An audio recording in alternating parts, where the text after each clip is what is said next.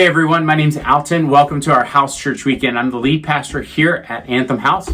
I want to say thanks for being with us this morning. If you're new to us, maybe you're watching online for the first time, or you're part of a house church that gathered together and not 100% sure why we do what we do, I want to make sure that you have a real sense of what house church is really about. It's an opportunity for us to gather together as family, an opportunity for us to do really life together, and not just in sort of word, but in reality. The Western Church has been built on an hour on a Sunday morning as seemingly to be the most significant thing that happens in the life of a believer throughout the week. And we just sort of throw away that premise and believe that Sunday morning is something we do. It's just not the most important thing that we do. And the only way we know how to prove that, and the only way we know how to live out that reality, is to sometimes just stop gathering in a traditional sense, but gather in a new way, in a different way. And that's why we're in house churches. And I want to say thank you for doing that this morning with me. We actually have one house church that they met earlier. Love you guys, appreciate it. And we actually made this available to them a little bit earlier so they could participate with the rest of their community in a 4th of July bike parade. And so I'm super stoked about what you guys are doing there and how you've integrated yourself into that community and making sure that that the rhythm of being with your community is a high value. The rhythm of participating with other people to really express the kingdom of God through relationship is a value that you guys are holding on to. And so thanks for doing that. And so today we're going to go through a couple things. Let me set this up. We're going to ask you guys to sort of gather into smaller groups, even within the context that maybe you're in a home or something like that. I want to ask you to gather your family around. We have a couple questions that we'll process together and a video that we're going to watch that has been focused on the minor prophets that we've been going through in the Old Testament and looking at some of the insight that comes from that. And it's the story of God that we're looking at, the story of man in relationship to God that seems to be on this continuum over and over and over again, that we aren't much different than they were back then, and trying to figure out how do we respond in relationship to that. A couple of announcements I want to make sure that you guys do know about. July 17th, in a couple of weeks, we're going to be hosting a fundraiser luncheon. If you've not been a part of that, post-service, we just have a very simple meal that we've put together and ask for donations in relationship to what you eat. Those monies are gathered together so that we would fund ministry outside of our own family, meaning each and every one of those dollars is earmarked to go out to serve somebody else. We're able to do that because of the generosity and the giving that already happens as part of our family. And so, again, thank you for participating in what it means to be responsible and what it means to be in relationship with a family of God. If you give on a regular basis, thank you for doing that. If you've never done that, consider that. You can do it at anthemhousechurch.com. And you can give there, or you can go to the Church Center app and give there as well. Other announcement I want to make sure that you guys know about is our St. Joe's, Michigan family mission trip. Now, it doesn't mean that you have to take your whole family. For us, Gabe, my 13-year-old, and I are going to be going out together on this missions trip, along with some other families, other participants. You could be an individual, a single, a mom, or a dad. It doesn't matter. As long as you're 8 and above, you can participate in this. We're going to be partnering with a church that is serving a community up there. And they actually have designated a couple jobs for us to bring our family up and to be able to participate in ministry together. This is a great opportunity. These are the things that I would tell you as a parent are a high value. I remember I took Madison, our oldest, when she was, I think like 2nd grade. I took her to Mexico with me just to let her see the rest of the world and what it looks like to extend the kingdom by just simply being present with other people, by serving them, loving them, and resourcing them in ways that helps them and doesn't benefit me. And so in reality, it does, but it helps me understand God's heart for serving people and loving people exactly where they're at. So I would encourage you to do that. You're going to need to get registered as soon as you can. We're going to be putting together a quick sort of info video for that. So anybody that gets registered, you'll get that, but also we'll be sending that out just so that you have a quick snapshot of the reality of what we're going to be doing together. Our newsletter has been carrying some of that information, and you can find registration there in the newsletter or on our Facebook page. You go to either one of those locations, you'll find it, or even in the Church Center app. One other thing I do want to throw out, this fall we're going to be going through a teaching series where we're going to look at some of the foundational principles of when we started Anthem. And one of them was this. Strategically, as I looked at Scripture, this concept of unity seemed to be paramount to making things happen. It seemed to be one of those kingdom principles that doesn't require belief in righteousness and holiness. It's just sort of this principle that makes things work, right? It's like kind of like gravity. It's just, it doesn't require me to believe in it. It just requires me to participate in it, and things can happen. And unity is one of those things. And so we've been reading this and going through this book, a couple of us, Until Unity by Francis Chan. It's a great, challenging book. And what I've discovered is that unity isn't so much a strategic idea that I need to think of as a leader, but I think it's bigger than that. It's actually a mandate and a thing that Jesus prays for us specifically before he leaves the earth, and why he did it, and looking at that, and then what actually pleases the heart of God and what actually furthers the kingdom in this concept of unity. So we're going to be going through that, I think sometime late fall or early fall. We'll be going through that. If you're interested, I'll include a link where you can find this book, like on Amazon or something like that. But there's other resources where you can download it digitally or listen to it and that kind of stuff. I encourage you to do that.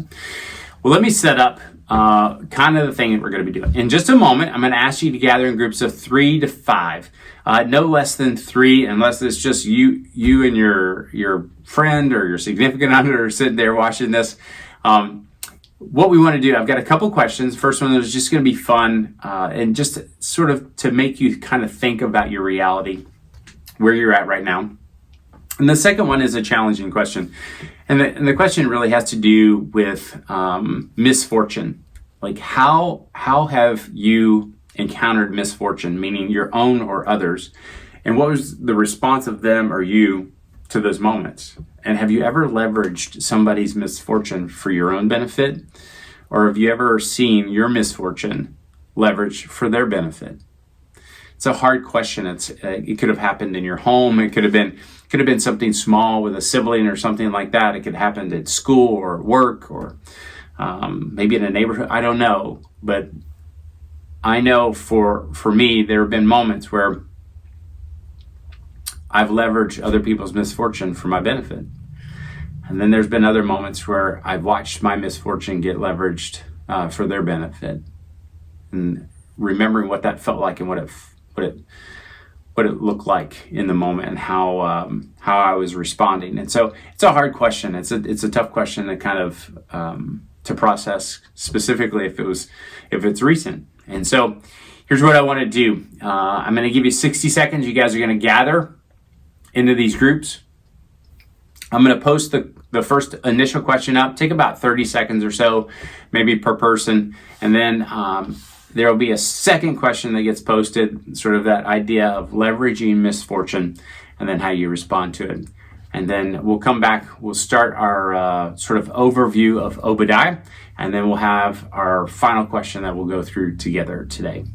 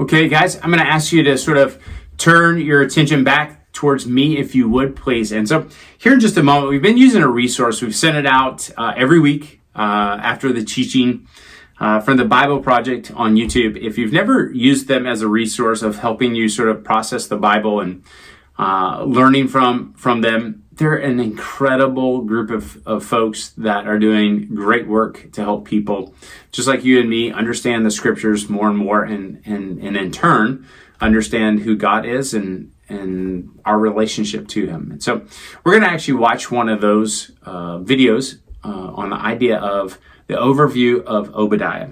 At the end of that, your job is going to be this: gather back into your groups, and I'll have a question that's posted. And really, we want to ask you, would you just sort of, as you watch this and as you hear this, what do you notice? And then what seems something like you connect with? Something that, as you heard it, you're like, that's me, or I've experienced that, or that's a question that I wrestle with. And so just that's going to be your participation after this in the context of learning from the story of Obadiah and the prophet that challenged Edom and the nation of Israel at the same time. And so thank you for being with me today. You guys are going to close out in your groups, and would ask you to do one other thing other than answering that question. Whoever's oldest in that group, what we're going to ask you to do is take prayer requests and then invite each other to pray for one another. The person to your right or to your left, it doesn't matter which direction that you go in that group, but just pray for them. And if you're not sure what to pray, just ask for God's blessing to be over them over the holidays. Thank you guys, and have an awesome, awesome weekend. And thanks for being with us for our House Church Weekend.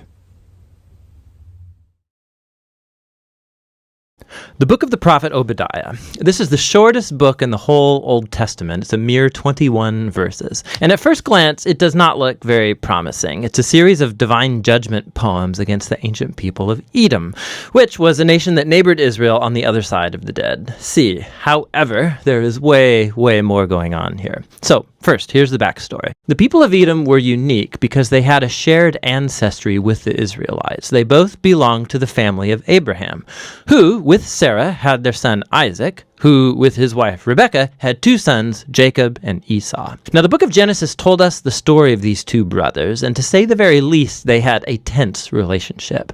They each later received the names Israel and Edom, which eventually became the name of the families that descended from them. And these families replayed the same difficult relationship of their ancestors. Israel and Edom had enormous tensions throughout the centuries, but they still shared that family bond. And it's that bond that was betrayed and shattered in the tragic events of Jerusalem's fall to Babylon. So when Israel was invaded and conquered by Babylon, the people of Edom took advantage by plundering other Israelite cities and then capturing and even killing Israelite refugees. Now, in other prophetic books, God held Israel's neighbors accountable for this kind of violence. And so here, Obadiah does the same for Edom. The short book has two halves. The first part is a series of accusations against the leaders of Edom, specifically for their pride and self-exaltation. Literally, as they lived up high in the desert rocks, but also metaphorically, they truly believed they were superior to the Israelites. And it's that pride that led the Edomites to not just stand idly by when Babylon came to destroy Jerusalem, but actually to participate in the destruction. And so God says through Obadiah that Edom will be brought down from their height and destroyed. As they have done to Israel, so it will be done to them.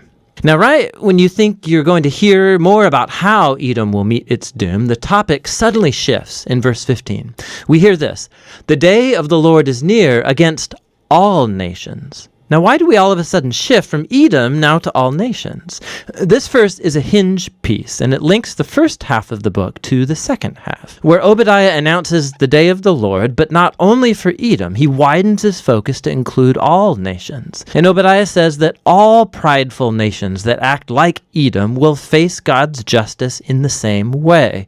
They'll fall from their prideful heights and come to ruin. Now, the combination of these two sections, one about Edom, the other about all nations, shows us why Obadiah was so interested in this tiny southern neighbor of Israel. Obadiah sees Edom's pride and fall as an example, an image of how God will one day confront the pride of all nations and bring about their fall too. It's hardly coincidental that in Hebrew, the word Edom, or Edom, is spelled with the exact same letters as the word humanity, or in Hebrew, Adam. In Obadiah, Edom's rise and fall is a parable of how God's justice will one day oppose pride and violence among all nations in the day of the Lord. But as in all the prophets, God's judgment is never his final word. Specifically, remember the conclusion of the two books that came right before Obadiah, Joel and Amos. Joel had painted a picture of what will happen after the day of the Lord against all nations. He said that God would perform a new act of salvation in Jerusalem, and that all who humbled themselves and called upon him would be delivered. And in the conclusion of Amos, he said that after the day of the Lord has judged Israel's evil, God would raise up the house of David and build a new kingdom for Israel that would include Edom and all the nations called by my name. And so the book of Obadiah has been placed right after Joel and then Amos to expand on these very promises about the hope of God's kingdom over all of the nations. And so the book concludes with a very hopeful future. God says he's going to restore his kingdom over the new Jerusalem, that he'll repopulate it with a faithful remnant. And then from there, God's kingdom will expand to include all the territory and nations around Israel. And so this little book contributes to the larger portrait of God's justice and faithfulness that we're seeing in the prophets. The ancient pride and betrayal of the people of Edom becomes an example of the greater human condition, all of the ways that we betray and hurt each other and God's good world. But there's hope, Obadiah says. Edom's downfall points to the day when God will deal with evil in our world, but also bring his healing kingdom of peace over all the nations. And that's what the book of Obadiah is all about.